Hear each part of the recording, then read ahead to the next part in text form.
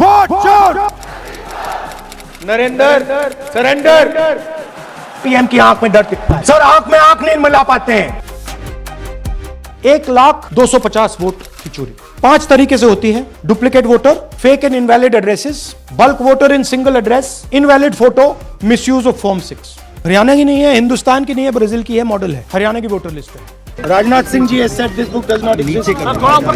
Every youngster in India should see that this book exists. Narendra Modi ji ने message दिया, जो उचित समझो वो करो।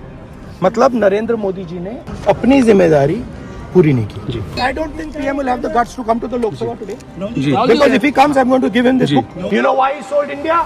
Because they are choking him. He has sold India because they are choking him. They've got a grip on his neck.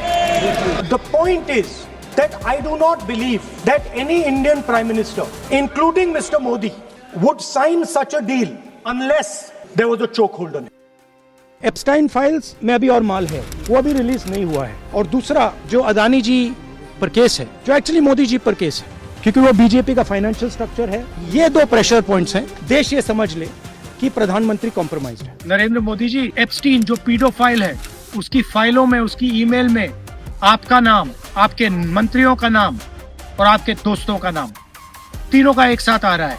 ये है शर्म की बात। हरदीपुरी बैठा है कि जिसको आपने ऑयल मिनिस्टर बनाया, इसका तो नाम उधर एप्स्टीन फाइल में है, तो उसका दोस्त है। इसकी बेटी के कंपनी में जॉर्ज सोरोस का पैसा गया है।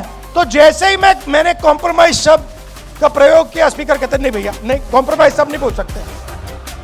अंत में इस देश में सत्य की जीत होती है। हम नरेंद्र मोदी और अमित शाह को हरा के दिखाएंगे।